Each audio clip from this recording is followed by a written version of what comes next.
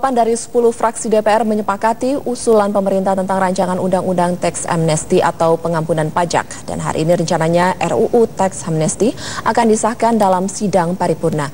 Informasi selengkapnya kita langsung bergabung dengan Putri Lukman. Ya, Putri, seperti apa agenda dari pengesahan RUU teks amnesti nanti? Ya, Elvita, hari ini merupakan hari terakhir untuk DPR masa kerjanya sebelum memasuki masa libur lebaran.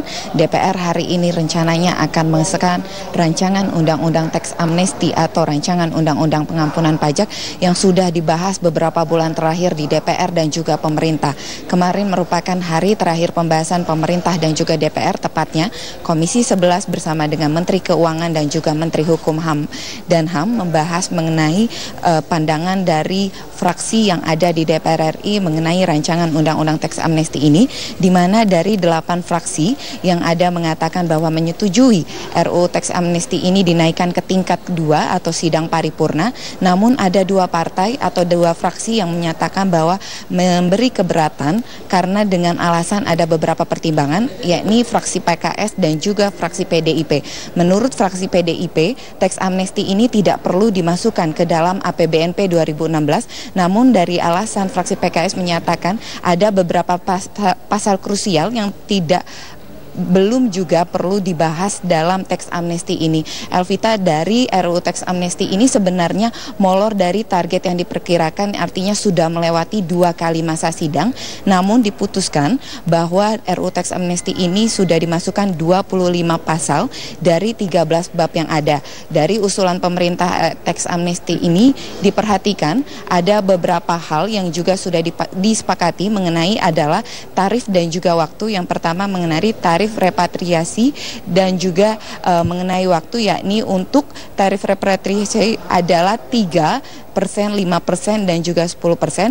Kemudian untuk dari deklarasi atau harta yang kekayaannya tidak dibawa ke dalam negeri adalah 4%, 6% dan 10%, di mana untuk teks amnesti ini akan diberi waktu 9 bulan masa pemberlakuannya.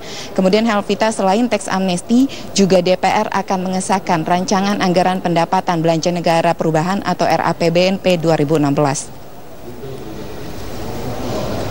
Elvita. Ya, Putri Lukman, terima kasih untuk laporannya. Kita ke berita selanjutnya, pemirsa. Akibat menunggak pembayaran pajak hingga miliaran rupiah, 2 perusahaan kayu di Teluk Bintuni, Papua Barat harus berurusan dengan pihak kepolisian.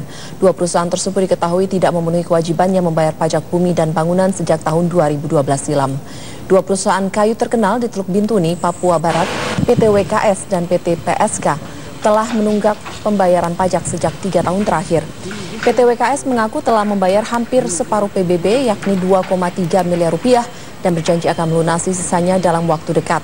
Sementara PT PSK sama sekali belum membayar PBB sejumlah 3,8 miliar rupiah, termasuk denda pajak tahun 2012. Pihak kantor pelayanan pajak Pratama Manokwari menyatakan upaya penagihan telah berulang kali dilakukan sesuai prosedur, hingga dilakukan penyanderaan terhadap pemilik perusahaan. Setelah PT WKS membayar PBB sebesar 2,3 miliar rupiah, akhirnya kedua bos perusahaan tersebut dibebaskan. Walaupun dia kan lokasi di Bintuni, tapi bosnya kan di direktur atau pemegang sahamnya kan di Jakarta. Nah, itu kita kejar sampai di sana untuk menyerahkan surat tagihan kita. Ya, mudah-mudahan kita harapkan mereka segera lunas lah, jangan sampai giziling lah di Sandra kan, karena mau nggak mau ini kan adalah kewajiban dia, karena dia sudah melakukan hak bersangkutan di Papua dan tentunya dia harus membayar pajak-pajak.